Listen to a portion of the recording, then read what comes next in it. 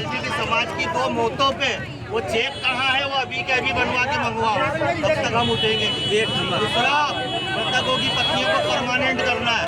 ऐसा नहीं कि 6,000 की नौकरी पे उनकी भी चप्पल एक विश्वास हुआ, तो उनको परमानेंट के लिए अभी हाल ही सीएम साहब से बात करो। सीएम साहब के पावर में है परमानेंट करना, महापौर साहब के पावर में नहीं है। महापौर साहब की उनको इतनी शर्म आ रही है आने में, सफाई का तमगा लेने तो दिल्ली दौड़ते हैं, और ये मृतकों का तमगा कौन लेगा?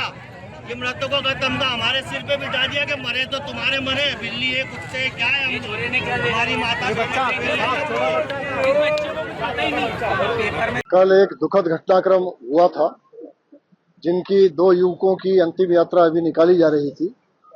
विरोध स्वरूप उनके परिजनों ने जूनू ब्रिज पर रुककर अपनी मांगों के बारे में बताया था, जिसके संबंध में पूर्व से ही शासन, चूंकि इस तरह के कार्यों में अत्यंत संवेदनशील रहता है, पूर्व से ही शासन ने अपनी राहत की घोषणा कर दी थी। फिर भी मृतकों के परिजनों की जो मांग थी, उसको जिम्मेदार अधिकारियों ने पूरी सहानुभूति पूर्वक ले रहे हैं, विचार कर रहे हैं, और क्या अच्छे से अच्छा हो सकता है उस बारे में आवश्यक कार्यवाही की जा रही है। हाल फिलहाल जो जूनी पर ये रुका था, अंतिम यात्रा रुकी थी, वो अपने गंतव्य स्थल के लिए शांतिपूर्वक रवाना हो चुकी है। बहुत दुखद घटना रही थी जो कल शाम को हुई है। माननीय मुख्यमंत्री जी ने इसमें निर्देश किए कि दोनों को 30-30 लाख रुपए की राहत राशि दी जाए, तो वो लगभग तैयार हो रहा है। 1-1.5 घंटे के अंदर वो राशि इनको मिल जाएगी। दूसरा, इन लोगों की एक मांग थी कि इनको निगम में सेवा में रखा जाए, तो जो वर्तमान व्यवस्था निगम में रखने की, उसके तहत इनकी दोनों पत्नियों को रखने के लिए कार्रवाई की जाएगी।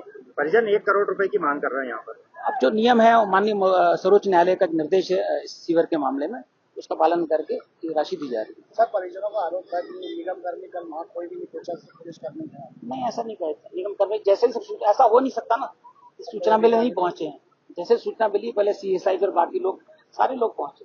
इस मामले में महापौर खुद कबूल कर रहे हैं कि ये इस चीज की कोई सूचना नहीं थी, जो सफाई हुई है इसकी कोई सूचना ही किसी भी जोन पे नहीं थी और मुख्यालय पे भी नहीं थी। इसके बाद भी ये गाड़ी वहाँ कैसे पहुंची, ये बड़ा प्रश्न है। अभी ये अभी संज्ञान में मेरे नहीं है, जो मुझे जाते आपको बता रहा हूँ, है ना। सेफ्टी के तौर पे कुछ दिया नहीं लगा, वो सब निर्देश है और सारी व्यवस्था है।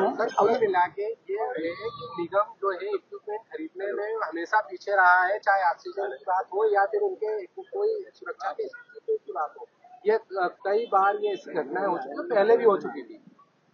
नहीं, नगर में जो शासन सब कार्रवाई कर रहा निगम करता है। इनकी सेफ्टी कहाँ थी सर?